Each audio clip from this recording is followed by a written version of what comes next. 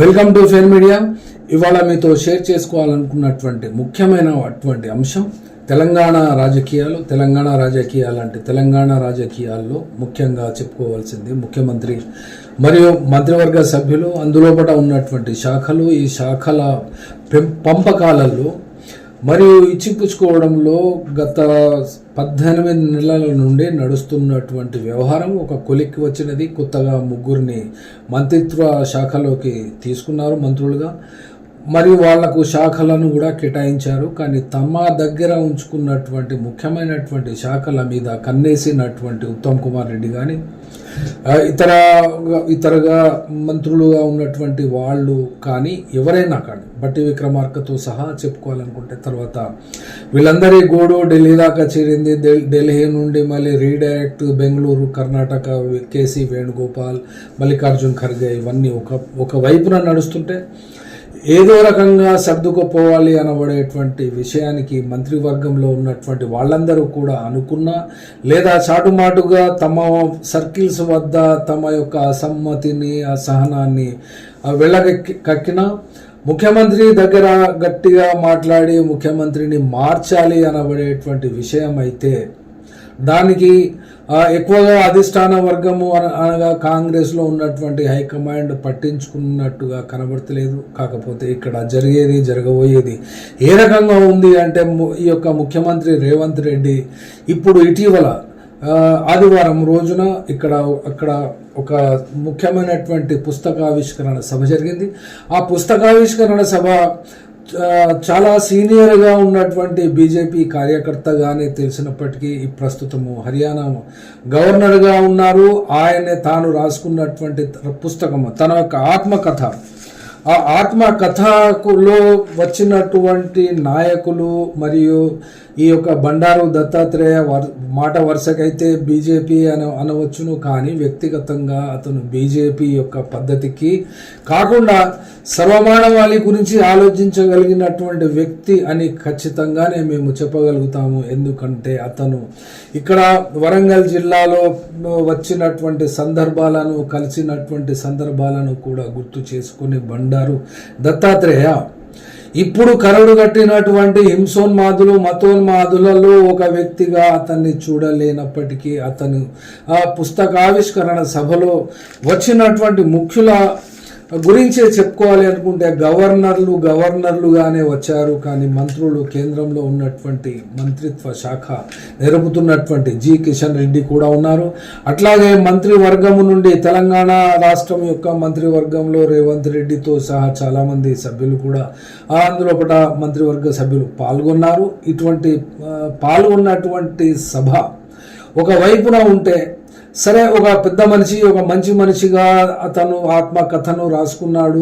అది కూడా హర్యానాకి రాష్ట్రానికి గవర్నర్గా ఉండి రాసుకున్నారు కాబట్టి అది పెద్ద విశేషం కాదు, అది సంతోషదాయకమైనటువంటి విషయమే. అయినా కూడా ఆ సభలో వచ్చినటువంటి గవర్నర్తో సహా చెప్పాలనుకుంటే ఆంధ్రప్రదేశ్ గవర్నర్గా నసీర్ ఉన్నారు, వారు కూడా ఉన్నారు. ఒడిశా గవర్నర్ హరిబాబు, త్రిపుర గవర్నర్ ఇంద్రసేన రెడ్డి, తెలంగాణ రాష్ట్ర గవర్నర్ జిష్ణు దేవ్, వీళ్ళందరూ కూడా బీజేపీ పార్టీ యొక్క గవర్నర్లుగానే ఆయా రాష్ట్రాల్లో విధులు నిర్వహిస్తున్నారు. ఇటీవల కాలంలో ఈ యొక్క గవర్నర్ల వ్యవస్థ మీద సుప్రీంకోర్టు విధించినటువంటి గడువు మీద కానీ ఆంక్షలే కానీ అది చిలికి రాష్ట్రపతికి కూడా ఆంక్షలు పెట్టే వరకు వెళ్ళింది అనబడేటువంటి మాటను వ్యక్తపరిచినా కూడా బీజేపీ వాళ్ళు అది భారత రాజ్యాంగ పరిధిలోనే ఆ యొక్క రివ్యూను, జ్యుడిషియల్ రివ్యూ కిందికే వస్తుంది కాబట్టి దాన్ని కూడా భారత ప్రజలు పెద్దగా పట్టించుకోలేదు. కానీ ఇటీవల కాలంలో అనగా ఇవాటి పేపరే చూస్తే,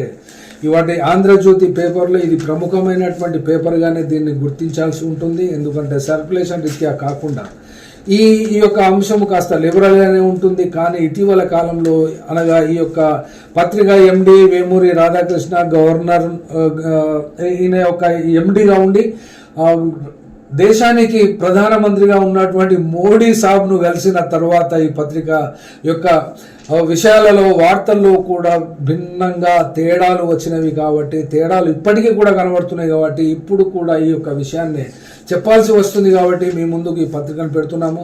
వీరిచ్చినటువంటి హెడ్లైన్సే నేనున్నంత వరకు కేసీఆర్ ఫ్యామిలీని కాంగ్రెస్లోకి రానివ్వ. ఇది రేవంత్ రెడ్డి చెప్తున్నటువంటి మాటగానే ఈ యొక్క ఆంధ్రజ్యోతి పత్రిక ఈ రకంగా చెప్పడం అనేది ఇది కాంగ్రెస్ పార్టీకి సంబంధించినటువంటి అంశమే అయినా కూడా తెలంగాణ రాష్ట్ర ముఖ్యమంత్రిగా ఈ మాట వ్యక్తిగతంగా మాట్లాడిన విషయాన్ని కూడా ఈ యొక్క కాంటెక్స్ట్ ఏ రకంగా ఉన్నప్పటికీ కూడా ఈ యొక్క పత్రికను ఈ యొక్క కాంటెక్స్ట్ను దాంట్లోకి వెళ్ళి పికప్ చేసి దాంట్లోకి వెళ్ళి ఎక్స్ట్రాక్ట్ చేసి ఈ యొక్క హెడ్లైన్ పెట్టడం ఆయన ఇష్టం కాబట్టి, ఆ పత్రిక ఇష్టం కాబట్టి వాళ్ళు ఇది పెట్టుకునే అవకాశమే ఉండవచ్చు.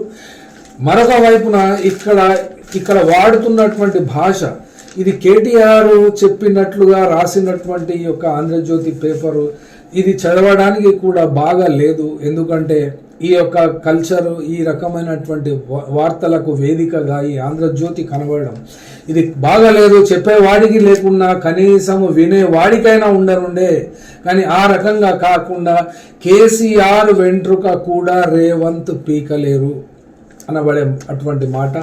ఈ యొక్క నోటి దురుస్తనానికి అయితే కేటీఆర్ మారుపేరు, కానీ ఈ యొక్క నోటి దురుసు వలన ఎంత నష్టం జరుగుతుందో, ఎంత నష్టం జరగాలో కూడా అది ప్రజలకు తెలిసే ఉంటుంది. 10 సంవత్సరాల కాలము వరకు పరిపాలించినటువంటి మనిషిగా, మంత్రిగా తాను చెప్పిందే వేదంగా, తాను చెప్పిందే ఎస్పీలు చేసినటువంటి పరిస్థితులు, కలెక్టర్లు కూడా తూచా తప్పకుండా పాటించినటువంటి ఆ యొక్క పేరు, ఆ యొక్క అప్పుడు ఉన్నటువంటి వెలిగినటువంటి దాన్నే ఇప్పటి వరకు కూడా తానే మంత్రిగా ఉన్నట్టు తాను చెప్తేనే మొత్తం నడవాలి అనుకున్నటువంటి పద్ధతిలో ఇది చెప్పుకున్నప్పుడు ఇది చాలా భిన్నమైనటువంటి వార్తగానే ఇది మాకు కనబడుతుంది. బహుశా మాకు కనబడినట్లుగా వందలాది మందికి, వేలాది మందికి కూడా కనబడినా కూడా మాకున్నటువంటి పరిస్థితులలో మేము చెప్పాలి అనుకున్నటువంటి వార్తే ఇది. కాబట్టి ఈ యొక్క వార్త కంటే ముందు మధ్యాహ్నము ఇవాళ Ahmedabad to London bound flight ఒకటి క్రాష్ అయింది. అందులో 242 మంది వరకు చనిపోయినట్టు, ప్లస్ దాంట్లో క్రూ కూడా 10 మంది మరియు 2 పైలట్లు కూడా ఉన్నారు. ఆ యొక్క విమానము టేక్ ఆఫ్ అయిన కొద్ది క్షణాలకే అక్కడ అహ్మదాబాద్లో ఉన్నటువంటి హాస్టల్, మెడికోస్ యొక్క హాస్టల్ అది దానిపై పడితే అందులో కూడా ఉన్నటువంటి 20 మంది అని ఒక న్యూస్ ఛానల్, 5 అని ఒక న్యూస్ ఛానల్ చెప్తున్నాయి. ఆ రకంగానే ఇవాళ మధ్యాహ్నం నుండి నేషనల్ మీడియా మొత్తం కూడా ఇటువంటి దుర్వార్తనే వింటూ ఈ యొక్క దుర్వార్తలో ఎంతమంది మరణించారు అనబడేటువంటి విషయాన్ని కన్ఫర్మేషన్ అయితే ఏ పత్రిక కానీ ఇప్పుడైతే రాలేదు. వస్తున్నటువంటి ప్రసారాలు, లైవ్గా చేస్తున్నటువంటి శాటిలైట్ ఛానల్స్ అన్నీ కూడా ఫోకసింగ్ దాని మీద ఉన్నాయి. ఇందులో భాగస్వామైనటువంటి వాళ్ళు అనగా ఇందులో చనిపోయినటువంటి వాళ్ళు కూడా చాలా మంది ఉంటారు. ఇందులో ఈ విమానం ఎక్కినటువంటి వాళ్ళలో 169 ఇండియన్స్ ఉన్నారు, 53 బ్రిటిష్ మరియు 7 పోర్చుగీస్ వాళ్ళు ఉన్నారు, ఒక కెనడియన్ సిటిజన్ ఉన్నారు. కాబట్టి ఆయా రాష్ట్ర మంత్రులు, ఆ రాష్ట్రపతులు, ప్రధానమంత్రులు కూడా భారతదేశంలో జరిగినటువంటి ఈ యొక్క విమాన దుర్ఘటన గురించి తమ యొక్క బాధను, తమ యొక్క కష్టాన్ని కూడా వాళ్ళతో పంచుకున్నట్టు వాళ్ళు షేర్ చేస్తున్నారు. ఒక్కొక్కరు ఫోన్లు చేసుకుంటూ అక్కడ ఉన్నటువంటి గుజరాత్ రాష్ట్ర ముఖ్యమంత్రితో కేంద్ర రాష్ట్రాలకు సంబంధించినటువంటి కమ్యూనికేషన్ వ్యవస్థ కూడా నడుస్తున్నది. మోడీ, అమిత్ షా ద్వారా అక్కడ జరుగుతున్నటువంటి విషయాలను కూడా తెలుసుకునే దానికి ఏమి చేయాలి అంటూ కోఆర్డినేట్ చేస్తున్నట్టుగా కనబడుతున్నది. కానీ అక్కడ రిలీఫ్ ఆపరేషన్స్ కు సంబంధించి ఎవరెవరికి ఏమేమి అవసరాలు అనబడేటువంటి విషయాన్ని కూడా మెడికల్, ఫైర్ మిగిలినటువంటి డిపార్ట్మెంట్స్ అన్ని కూడా కోఆర్డినేట్ చేస్తున్నవి. ఆ రకమైనటువంటి సందర్భంలోనే ఈ యొక్క వార్తను కూడా చెప్పాలని అనేటువంటి ఉద్దేశంతోనే ఇది చెప్పడం జరుగుతుంది. ఇక్కడ చెప్పుకోవాల్సినటువంటి అంశం ఇది యొక్క వ్యక్తిగతంగా రేవంత్ రెడ్డి మాట్లాడుతున్నటువంటి అంశమే అయినా కూడా ఇందులో రాజకీయాలు ఖచ్చితంగానే ఉన్నవి. ఏ రకమైనటువంటి రాజకీయాలు అనంటే ఇక్కడ 8వ తేదీ రోజు ఈ యొక్క పుస్తకావిష్కరణ సభలో జరిగినటువంటి సంఘటన కానీ, ముఖ్యమంత్రిగా ఉన్నటువంటి ఒక రాష్ట్రానికి పెద్దగా ఎవరైనా కూడా ఎవరి ఎవరితోనైనా కూడా తమకున్నటువంటి గతంలో షేర్ చేసుకున్నటువంటి అనుబంధాన్ని ఆ యొక్క సంబంధాలను రివీల్ చేసుకోవడంలో ఎలాంటి తప్పు లేదు. కానీ ఇక్కడ ప్రధానంగా చూస్తున్నటువంటి వాళ్లకు కనబడుతున్నటువంటి ముఖ్యమైనటువంటి అంశం ఏమిటంటే రేవంత్ రెడ్డికి మరియు కేంద్రంలో అధికారంలోనైతే లేదు కానీ కాంగ్రెస్ పార్టీకి ఏమైనా చెడిందా బెడిసి కొట్టిందా అనేటువంటి అనుమానము ఖచ్చితంగా ఇక్కడికి వస్తున్నది. ఎందుకనంటే ఇక్కడ సంఖ్యారీత్యా పార్లమెంటులో చూస్తే కాంగ్రెస్ పార్టీయే ప్రధానమైనటువంటి ప్రతిపక్షంగాను, దానికి రాహుల్ గాంధీ ప్రతిపక్ష నేతగాను, దానికి అధ్యక్షుడిగా ఉన్నటువంటి మల్లికార్జున్ ఖర్గే మరియు అట్లాగే సోనియా గాంధీ ఒక వైపున ఈ యొక్క కాంగ్రెస్ పార్టీ పరంగా చెప్పుకోవాలనుకుంటే తెలంగాణ రాష్ట్రానికి రేవంత్ రెడ్డి మరియు మంత్రివర్గము కొత్తగా శాఖలు అలాట్ చేసుకున్నటువంటి మంత్రులు వాళ్ళందరూ కూడా రేవంత్ రెడ్డి టీమే అనుకున్నా కూడా మరి ఇప్పుడు రేవంత్ రెడ్డి ఇటీవల కాలంలో అక్కడ ఆ సభలో ఒక సందర్భంగా చెప్పినటువంటి విషయము ఆ కాంటెక్స్ట్ను కూడా ఒకసారి గుర్తు చేసుకోవాల్సినటువంటి అవసరమే ఉంది. అదేంటంటే రేవంత్ రెడ్డి నేను మరియు కిషన్ రెడ్డి గారు కలిస్తే తెలంగాణ రాష్ట్రాన్ని అభివృద్ధి ఎంతగానో చేయవచ్చు అని చెప్పినటువంటి సందర్భాన్ని కూడా ఇక్కడ గుర్తు చేసుకొని రేవంత్ రెడ్డి మెదడులో ఏమి నడుస్తున్నది, రేవంత్ రెడ్డి పట్ల కాంగ్రెస్లో ఉన్నటువంటి హైకమాండ్కు ఏమైనా అనుమానాలు వచ్చినవా అనబడేటువంటి విషయాన్ని కూడా ఇక్కడ ఆలోచన చేయాల్సినటువంటి అవసరమే వస్తున్నది. ఎందుకనంటే ఇక్కడ ఉన్నటువంటి కాంగ్రెస్ పార్టీకి అధ్యక్షుడిగా ఉన్నటువంటి మల్లికార్జున్ ఖర్గే కర్ణాటక రాష్ట్రానికి చెందినటువంటి వారే. ఇక్కడ కేసీ వేణుగోపాల్ విషయానికి కూడా చెప్పుకోవాల్సి వస్తుంది. అట్లాగే మీనాక్షి లేఖి ఇక్కడ కాంగ్రెస్ పార్టీకి ఇన్ఛార్జిగా ఏఐసిసికి మరియు ఇక్కడ మంత్రి మరియు కాంగ్రెస్ వ్యవహారాలను చూసుకునేటువంటి వ్యక్తిగా ఇక్కడ ఉండడంలో ఇటీవల 2 రోజులు 3 రోజుల క్రితము విడుదల చేసినటువంటి కాంగ్రెస్ వ్యవస్థాపరమైనటువంటి పదవులు ఇవ్వడంలో కూడా తెలంగాణ వ్యాప్తంగా కాన్స్టిట్యుయెన్సీ వైజ్ డిస్ట్రిక్ట్ వైజ్ కూడా ఇక్కడ వచ్చినటువంటి పదవులు వచ్చిన వాళ్ళు సంతోషంగా ఉంటే పదవులు వాళ్ళకి ఎందుకు వచ్చింది మాకు రాకుండా మాకు ప్రత్యామ్నాయంగా లీడర్స్ను బిల్డప్ చేస్తున్నారా అనేటువంటి అంశాలను ఎలాగైతే మూట కట్టుకోవడం జరిగిందో ఏఐసిసి ఇక్కడ దాన్ని బట్టి కూడా కాస్త అంచనా వేసుకునేటువంటి పరిస్థితి వస్తుంది. ఎందుకంటే కాంగ్రెస్ పార్టీకి తన యొక్క ఇన్నర్ వ్యూ పరంగా చూస్తే ఇక్కడ ప్రధానమైనటువంటి ప్రతిపక్షంగా భారతదేశాన్ని పరిపాలిస్తున్నటువంటి మోడీ, అమిత్ షా మరియు అతని అనుంగు మిత్రులైనటువంటి ఆ ఇద్దరు గుజరాతీల వ్యాపారాల మీదనే రాహుల్ గాంధీ తమ యొక్క మొత్తం భారత్ జోడో యాత్ర కానీ భారత్ జోడో న్యాయ యాత్ర కానీ తాము చేస్తున్నటువంటి దేశ విదేశీ పర్యటనల లింక్ అన్నిటిలోనూ కూడా వీళ్ళను టార్గెట్ చేస్తూ మాట్లాడడం సమంజసమే అయినా కూడా ఢిల్లీలో జరిగినటువంటి ఇటీవల లాస్ట్ అసెంబ్లీ ఎన్నికలలో ఆమెడ దూరం లేనటువంటి ఆ ఢిల్లీ అసెంబ్లీ ఎన్నికలలో గెలిపించకుండా నిలిచిపోయినటువంటి చరిత్ర కూడా రాహుల్ గాంధీకి మూట కట్టుకునే ఉన్నారు. కాంగ్రెస్ పార్టీయే మూట కట్టుకొని ఉంది. కాబట్టి ఇక్కడ ఏమైనా తెలంగాణ రాష్ట్రంలో అంత దూరం ఉన్నప్పటికీ ఇక్కడ ఒక విషయాన్ని కూడా గుర్తు చేసుకోవాలి. ఆ యొక్క మొదలైనటువంటి ఫస్ట్ న్యాయ జోడో యాత్ర భారత్ యాత్ర చేసిన సందర్భంలో ఇక్కడ ఒక ఉప ఎన్నిక వచ్చింది నాగార్జున సాగర్ ఏరియాలో.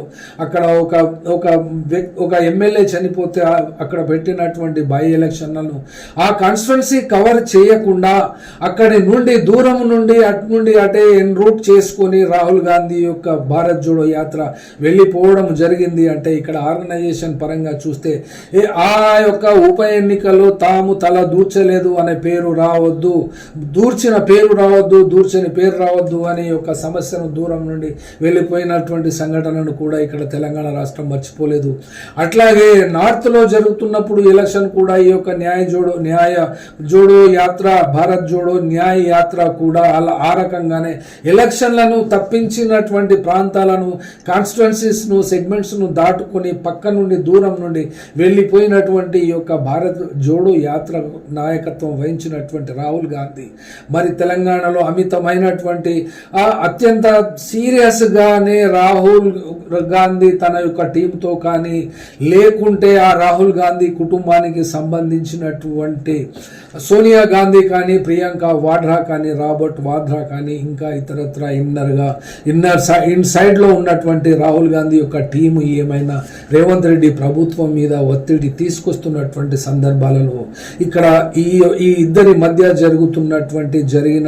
జరగబోయేటువంటి ఆ సంబంధాలు ఎలా ఉండబోతున్నాయి అనబడేటువంటి విషయాన్ని ఇప్పుడు ఈ యొక్క మేము చెప్తున్నటువంటి విషయాలపై ఫోకస్ చేసిన తర్వాతనే ఇవి చెప్పడం, ఇది ఖచ్చితంగా చెప్పవలసినటువంటి అంశంగానే దీన్ని భావించి మీ ముందుకు ఈ యొక్క విషయాన్ని తీసుకొస్తున్నాము. రాహుల్ గాంధీకి బీజేపీ పార్టీ ఒక ప్రతిపక్షంగా తాము ఉండి ఆ ప్రతిపక్షానికి నాయకత్వం వహిస్తున్న సందర్భంలో సహజంగా కూడా టార్గెట్ మోడీ షా ప్రభుత్వమే అవుతుంది. అట్లాగే మోడీ షా ప్రభుత్వానికి ఆపోజిషన్లో ఉన్నటువంటి రాహుల్ గాంధీయే టార్గెట్గా ఉంటాడు. కాబట్టి రాహుల్ గాంధీపై ఉపయోగిస్తున్నటువంటి నిర్బంధమే కానీ, లేదా అతని యొక్క సభ్యత్వం రద్దు, మరియు అతని ఇంట్లోకి వెళ్ళి గెంటివేత, మరియు అతనిపై నమోదవుతున్నటువంటి ఎఫ్ఐఆర్లు, మరియు అతనిపై చేస్తున్నటువంటి ట్రోలింగ్ సోషల్ మీడియాలో, మరియు బీజేపీకి ఉన్నటువంటి ఐటీ సెల్ వందలాది వేలాది లక్షలాది మందికి డబ్బులు ఇస్తూ చేస్తున్నటువంటి ఆ మీడియా యొక్క ఫోకస్ కూడా రాహుల్ గాంధీ యొక్క క్యారెక్టర్ అసాసినేషన్ ని గత 10-15 సంవత్సరాల నుండి చేస్తుంది. కానీ రాహుల్ గాంధీ ఆ యొక్క వాటన్నిటిని కూడా ఛేదించి తమ వ్యక్తిగతమైనటువంటి సామర్థ్యంతో, కారిష్మాతో ఎక్కడ ఏ రాష్ట్రాన్ని గట్టెక్కించినటువంటి సందర్భం ఇప్పటిదాకా కనబడలేదు. కానీ తెలంగాణ రాష్ట్రంలోనైతే ఇక్కడ ఉన్నటువంటి సోషల్ మీడియా ప్లాట్ఫామ్స్ కానీ, ప్రజలు కానీ అత్యంత ఉత్తేజకరంగా రియాక్ట్ అయ్యేటువంటి స్వభావం ఉన్నది. కాబట్టి గత ఎన్నికలలో అధికారంలో 10 సంవత్సరాలు కంటిన్యూస్ గా చెలాయించినటువంటి కేసీఆర్ యొక్క కుటుంబాన్ని మరియు వాళ్ళందరినీ కూడా అధికారం నుండి తప్పించినటువంటి ఈ యొక్క ప్రజలకు ఏమి ఇవ్వాలి, ఏ విషయాన్ని తాను చూడాలి అంటే ఇక్కడ కాంట్రాస్ట్ ఖచ్చితంగానే కనబడుతున్నది. రాహుల్ గాంధీ మరియు అతనికి టీము అక్కడ ఉన్నటువంటి అధిష్టానానికి బీజేపీ ప్రతిపక్షముగా దానికి టార్గెట్ చేస్తున్నటువంటి సందర్భంలో ఇక్కడ రేవంత్ రెడ్డి ఇక్కడ ఉన్నటువంటి ప్రధాన ప్రతిపక్షమైనటువంటి బీఆర్ఎస్ పార్టీని టార్గెట్ చేయడంలో ఏ రకమైనటువంటి రాజకీయాలు కనబడుతున్నవి అంటే ఇక్కడ డెఫినెట్గా కూడా కాంట్రాస్ట్ ఉంది, ఈ యొక్క కాంట్రడిక్షన్ కనబడుతున్నది. కాబట్టి ఈ యొక్క కాంట్రడిక్షన్ను ప్రజలు ఏ రకంగా రిసీవ్ చేసుకుంటారు, ఏ రకమైనటువంటి భావాన్ని కలిగి ఉంటారు అని ఇక్కడ లెక్కేసుకుంటే ఇప్పుడు ఉన్నటువంటి పరిస్థితులలో కేటీఆర్ కానీ ఎంత నోరు పారేసుకున్నా కూడా ఇప్పుడు జరుగుతున్నటువంటి ఈ యొక్క కాళేశ్వరం లిఫ్ట్ ఇరిగేషన్ ప్రాజెక్ట్ కానీ, మరి ఇతర ఏ ప్రాజెక్టుల విషయంలోనైతే, లేకుంటే ఇక్కడ టెలిఫోన్ ట్యాపింగ్ లో ఇటీవల కాలంలో ఇంటర్నేషనల్ లెవెల్లో ఉన్నటువంటి వ్యక్తిగా అమెరికాలో సెటిల్ అయిపోయి ఇక్కడ ఐబీ చీఫ్ గా పనిచేసినటువంటి ప్రభాకర్ రావును పిలిపించడంలో కూడా ఈ వ్యక్తి ఇక్కడ టెలిఫోన్ ట్యాపింగ్ కేసులో A1 గా ఉన్నప్పటికీ అతనికి కూడా ఇంటరాగేషన్ చేస్తున్నారు పోలీసులు. కాబట్టి ఇప్పుడు కేసీఆర్ కూడా నిన్న జరిగినటువంటి ఘోష్ యొక్క కమిషన్ ముందు తమ వాంగ్మూలము ఇచ్చినట్టు ఆ వాంగ్మూలంలో తనకేమీ తెలియనట్టుగానే చెప్తున్నటువంటి సందర్భంలో ఇంకా హరీష్ రావు మరియు ఇతరత్ర సభ్యులకు కూడా అక్కడ జరిగినటువంటి క్యాబినెట్ ఆమోదం ఉందా లేదా అనబడేటువంటి వాటన్నిటిపై day by day every point of minute లో కూడా ఈ వార్తలు వస్తున్నటువంటి సందర్భంలో మరి రేవంత్ రెడ్డికి బీజేపీ ప్రధానమైనటువంటి ప్రతిపక్షం కాకుండా బీఆర్ఎస్ఏ ప్రధాన ప్రతిపక్షంగా ఎందుకు కనబడుతుంది అనబడేటువంటి అనుమానము ఖచ్చితంగానే అందరూ ఈ యొక్క రాజకీయాలను నిశ్చితంగా పరిశీలిస్తున్నటువంటి వాళ్ళందరికీ కూడా సహజంగానే కలిగినట్టు ఇక్కడ మాకు కూడా అదే రకమైనటువంటి భావన వస్తున్నది. అనగా మరి ఈ రేవంత్ రెడ్డి ప్రభుత్వముపై కాంగ్రెస్ అధిష్టానము ఏమైనా ఆంక్షలు విధించి అనుమానపు దృష్టితో ఏమైనా చూస్తుందా అనబడేటువంటి అనుమానం ఇక్కడ బలపడుచున్నది. ఇక్కడ ఈ యొక్క హైదరాబాద్ టు ఢిల్లీ మధ్యలో ఉన్నటువంటి అగాధము మరింత దూరంగాను అగాధంగా పెరిగితే రేపొద్దున ఇక్కడ ఏమి పరిణామాలు చోటు చేసుకుంటవి అని గనక చూసినట్లయితే ఇక్కడ ఉన్నటువంటి బలబలాలే గనక చూస్తే అసెంబ్లీలో ఏమీ మార్పు రాదు. కాదు, ఏమీ మార్పు జరిగే అవకాశం కూడా లేదు. కానీ సీనియర్స్తో ముప్పు ఎలాగైతే రేవంత్ రెడ్డికి వెంటాడుతుందో ఆ యొక్క భయం నుండి బయటపడడానికి ఈ యొక్క రేవంత్ రెడ్డి తీసుకోబోయేటువంటి చర్యలు ఏమైనా ఉపయోగపడుతున్నాయా అంటే ఇది ఖచ్చితంగా ఇటు బీఆర్ఎస్కి అయితే ఉపయోగపడే పరిస్థితి ఉండదు. కానీ బీజేపీ ప్రభుత్వం ఏర్పాటు చేయాలి అనబడేటువంటి తపనతో ఎలాగైతే పని చేస్తుందో డే అండ్ నైట్ ప్రతి కాన్స్టిట్యువెన్సీ ప్రతి ఏరియాలో దానికి ఊతం ఇచ్చినట్టుగా అందిస్తున్నట్టుగా ఇక్కడ కనబడుతున్నది. ఇక్కడ చెప్పాలనుకుంటే బీఆర్ఎస్ పార్టీకి ఉన్నటువంటి సంఖ్యాబలం రీత్యా 27 అయినా, బీజేపీ పార్టీకి 8 అయినా, ఏఐఎం పార్టీ ఇది ఒక స్వతంత్రత కలిగినటువంటి పార్టీ అయితే కాదు, ఇది ఉద్యమాలు చేసే పార్టీ అంతకంటే కాదు. తెలంగాణ రాష్ట్రంలో ఎవరైతే పీఠం ఎక్కుతారో ఆ పీఠానికి చుట్టూ తిరిగేటువంటి పిల్లులుగానే ఈ యొక్క ఏఐఎంఐఎం కనబడుతుందే తప్ప ఇండిపెండెంట్గా స్వతంత్రంగా ఏ నిర్ణయం తీసుకొని కొట్లాడే చరిత్ర ఇదివరకు లేదు, ఇప్పుడు భవిష్యత్తులో కూడా ఉండదు. కాబట్టి తెలంగాణ రాష్ట్రంలో ఏఐఎంఐఎం పార్టీ యొక్క ప్రాతినిధ్యము కానీ ఆ యొక్క ఉనికి కానీ తెలంగాణలో మిగిలినటువంటి 117లో 7 పోతే 100 స్థానాలకు మిగిలినటువంటి 110 స్థానాలకు ఉన్నటువంటి ఈ యొక్క పోటాపోటీ విషయంలో తీవ్రమైనటువంటి మార్పులు జరిగేటువంటి అవకాశం ఉంటుంది. ఎందుకనంటే ఇక్కడ ఉన్నటువంటి బీజేపీ కార్యకర్తలే కానీ ఆర్ఎస్ఎస్ కార్యకర్తలే కానీ రేవంత్ రెడ్డి ప్రభుత్వములో కాంగ్రెస్ పార్టీలో చీలికలు ఏర్పడినట్లయితే రేవంత్ రెడ్డికి సొంతంగా ఏర్పాటు చేసుకునే సొంతంగా తమ యొక్క ముఠాను కానీ తమ యొక్క గ్రూపును కానీ బలంగా చేసుకుని ఇక్కడ తెలంగాణ రాష్ట్రంలో ఏమైనా నూతనంగా ఏర్పాటు చేయాలని అనుకుంటున్నాడా ఏంటి అనబడేటువంటి విషయమే వస్తుంది. ఎందుకనంటే ఇప్పటికీ దేశంలో ఉన్నటువంటి వివిధ ప్రాంతీయ పార్టీలు అన్నీ కూడా లెక్కేసుకుంటే కాంగ్రెస్ నుండి రిబెల్గానే బయటికి వచ్చి స్వతంత్ర పార్టీలు ఏర్పాటు చేసుకున్నటువంటి రాష్ట్రాలకు ఇప్పటికీ ప్రాతినిధ్యం వహిస్తూనే ఉన్నారు. వాళ్ళ పేర్లు చెప్పడము కంటే ఇప్పుడు వాళ్ళను మీరే లెక్కించుకోవచ్చు. ఎవరెవరు ఏ రాష్ట్రాలలో ప్రధానమైనటువంటి ప్రతిపక్షంలోనూ కానీ అధికార పక్షంలో కానీ కాంగ్రెస్ పార్టీ నుండి వెళ్ళగొట్టినటువంటి వాళ్ళుగా కానీ బయటికి తమకు తాముగా వచ్చినటువంటి వాళ్ళు కానీ ఉంటారు. కాబట్టి మరి రేవంత్ రెడ్డి కాంగ్రెస్ నుండి బయటికి వస్తే ఈ యొక్క మాట మీదనే కాదు ఆధారపడి ఈ యొక్క వార్తను సస్పెక్ట్ చేసి చెప్పడం అనేది కానీ ఇప్పుడు ఇవాటి పేపర్ అయితే చూపెట్టాము. కాబట్టి ఇక్కడ ప్రధానమైనటువంటి ప్రతిపక్షంగా ఉన్నటువంటి వ్యక్తులను ప్రతిపక్ష పార్టీలను అధికార పక్షానికి మార్చినటువంటి ఓటర్లు ఏమనుకోవాలి అనబడేటువంటి ఒక ప్రధానమైనటువంటి యాంగిల్ తోటే ఆ దృష్టితోటే ఈ యొక్క నిశితమైనటువంటి పరిశీలన చేయవలసి వస్తున్నది. ఎందుకని అంటే ఇప్పటికీ దేశవ్యాప్తంగా బీజేపీకి కాంగ్రెస్కు ఒక మోతాదులోనైతే లో ఇంటెన్సిటీ వార్ వాతావరణమే ఉంటుంది. ఎట్లాగైతే బీజేపీ ఆర్ఎస్ఎస్ వాళ్లకు కాంగ్రెస్ అంటే ఎంత అలర్జీయో అంత అలర్జీ అంత కాకుండా కొంతలో కొంతనైనా కాంగ్రెస్ పార్టీని అభిమానించేటువంటి వాళ్లకు ఉంటుంది. కాబట్టి మరి ఇప్పుడు కాంగ్రెస్ పార్టీకి నాయకత్వం వహిస్తూ రాష్ట్రంలో అధికారంలో ఉన్నప్పుడు తమకు సంబంధించినటువంటి విషయాలకైతే కాంగ్రెస్ పార్టీని రేవంత్ రెడ్డి లేకుండా ఒక్క విషయంలోనైతే ఇక్కడ ఇదివరకు ఉన్నటువంటి మంత్రులుగాను మరియు ఆ యొక్క బీఆర్ఎస్ పార్టీలో మంత్రిత్వ శాఖలను నెరిపినటువంటి వాళ్ళు ఎమ్మెల్యేలు వాళ్ళందరూ వచ్చినా కూడా ఇదివరకు ఎమ్మెల్యేలుగా బట్టి విక్రమార్క లాంటి వాళ్ళు కానీ ఇంకా కాంగ్రెస్లో ఉన్నటువంటి ఎమ్మెల్యేలు కూడా ప్రతిపక్ష పార్టీలో ఉన్నప్పుడు కూడా ఎమ్మెల్యేలుగా ఉన్నారు. కానీ వాళ్ళు ముఖ్యమంత్రిగా కాంగ్రెస్ అభ్యర్థులను గెలిపించుకునేటువంటి స్థాయి వాళ్లకు లేనప్పటికీ ఇప్పుడు గెలిపించి తీసుకొని వచ్చినటువంటి రేవంత్ రెడ్డికి వ్యతిరేకంగా అక్కడ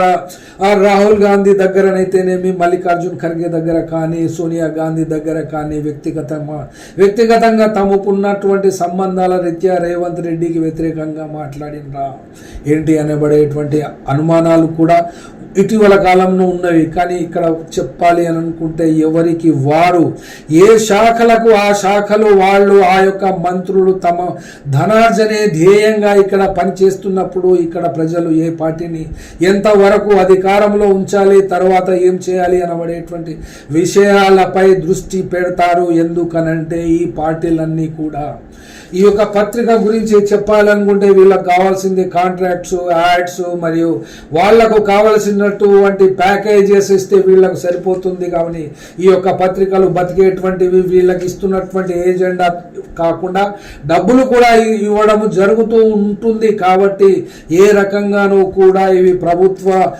యాడ్స్ కానీ ప్రభుత్వ గ్రాంట్స్ కానీ కాంట్రాక్టులు కానీ చేయకుండా ఏ పత్రిక కానీ ఏ న్యూస్ ఛానల్ కానీ ఏ సెటిలైట్ ఛానల్ కానీ ఏది కూడా స్వతంత్రంగా నడిపించజాలదు. నడిపించే ఆర్థిక స్థాయి కూడా వాటికి ఉండదు. కాబట్టి వాళ్ళు చెప్తున్నటువంటి విధంగానే ఈ పత్రికలు నడుస్తున్నాయి. కాబట్టి ఇటీవల కాలంలో ఇప్పుడు ఈ జరుగుతున్నటువంటి 4 రోజుల పరిణామములోనే ఆ యొక్క పరిణామాల్లోనే ఇక్కడ అర్థమవుతున్న విషయం ఏంటంటే ఏ మంత్రి కూడా తమ శాఖలకు వీలైనంత మేరకు దండుకోవడమే చేస్తున్నప్పుడు ఇప్పుడైతే ఎలక్షన్లు పెట్టడం సాధ్యము కాదు. కాబట్టి కాంగ్రెస్ పార్టీని గెలిపించడంలో పోషించినటువంటి రేవంత్ రెడ్డి పాత్రనైతే తెలంగాణ రాష్ట్రంలో అందరికంటే ఎక్కువగా ప్రజలు ఈ యొక్క పార్టీని మోసి అధికారంలోకి తీసుకొచ్చారు. కాబట్టి ఇక్కడ ప్రజలే చైతన్యవంతులు. కానీ ఈ యొక్క బీఆర్ఎస్ పార్టీకి తీసుకున్నా కూడా ఆ యొక్క బీఆర్ఎస్ పార్టీలో వందలాది వేలాది మంది ఉన్నా కూడా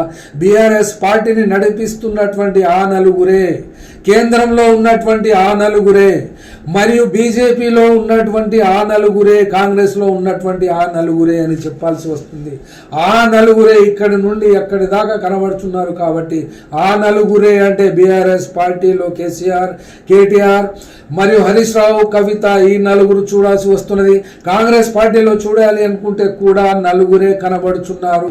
సోనియా గాంధీ, రాహుల్ గాంధీ, ప్రియాంక వాద్రా మరియు రాబర్ట్ వాద్రా, ఈ నలుగురే కనబడుతున్నారు.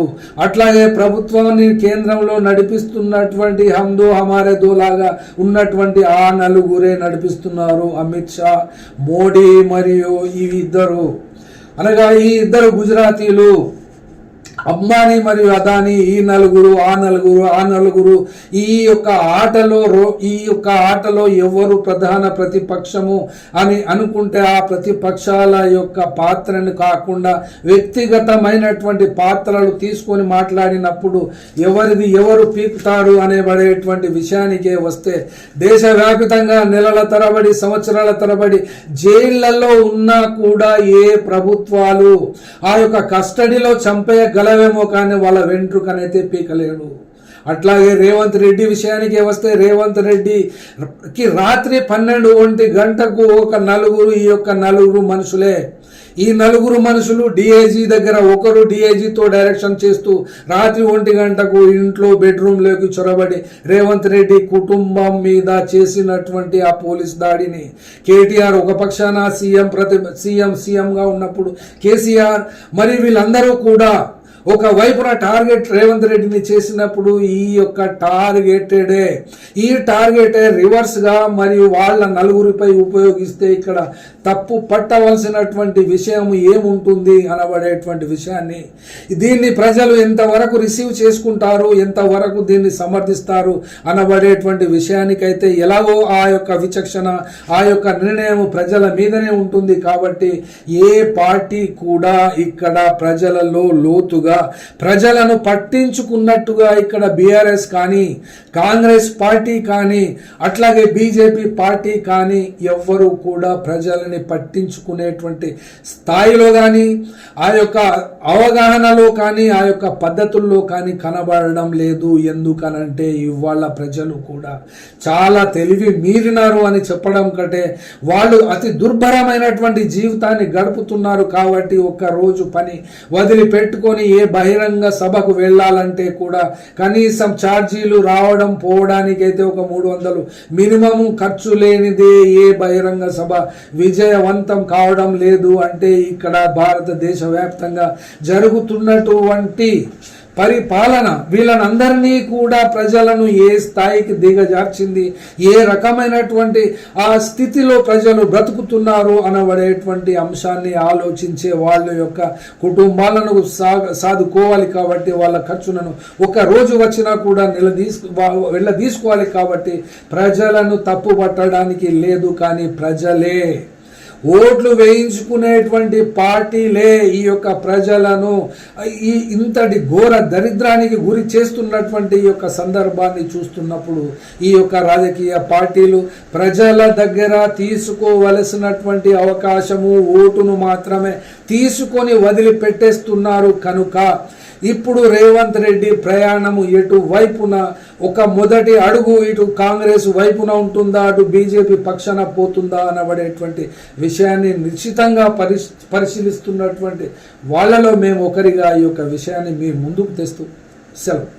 అదేవిధంగా ఆంధ్రప్రదేశ్ గవర్నర్ అబ్దుల్ నజీర్ గారు, ఒడిశా గవర్నర్ హరిబాబు గారు, అదేవిధంగా త్రిపుర గవర్నర్ ఇంద్రసేనారెడ్డి గారు, మన రాష్ట్ర గవర్నర్ పెద్దలు జిష్ణుదేవ్ వర్మ గారు, అదేవిధంగా కేంద్ర మంత్రి మిత్రులు జి కిషన్ రెడ్డి గారు, దత్తాత్రేయ గారి కుటుంబంతో, పెద్దలు కిషన్ రెడ్డి గారి కుటుంబంతో నాకు చాలా సన్నిహిత సంబంధాలు ఉన్నాయి. అది అందరికీ తెలుసు.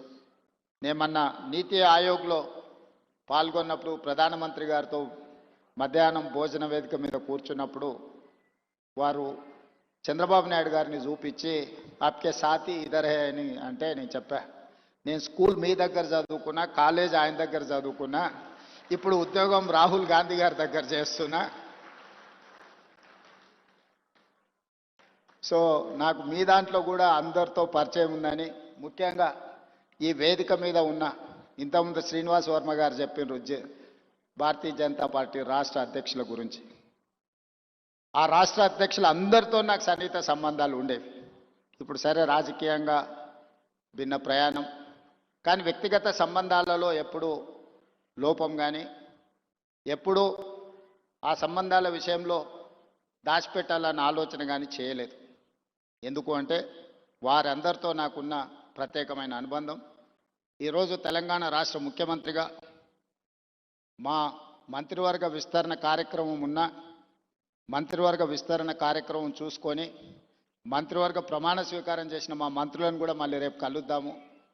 నాకు గవర్నర్ గారికి ఇద్దరికీ దత్తాత్రేయ గారి పుస్తకావిష్కరణ కార్యక్రమం ఉన్నది, అక్కడికి వెళ్ళాల్సిందే అని చెప్పి సరాసరి గవర్నర్ భవన్ నుంచి గవర్నర్ దత్తాత్రేయ గారి పుస్తకావిష్కరణకు రావడం జరిగింది. ఫెయిర్ మీడియాకు స్వాగతం. మా ఛానల్ను సబ్స్క్రైబ్ చేసుకోండి మరియు మా వీడియోలను చూడండి. ప్రతి అప్డేట్ల కోసం బెల్ ఐకాన్ను ఆన్ చేయండి. మేము నిజమైన మరియు ఫెయిర్ వార్తలు మరియు రాజకీయ అప్డేట్లను అందిస్తాము.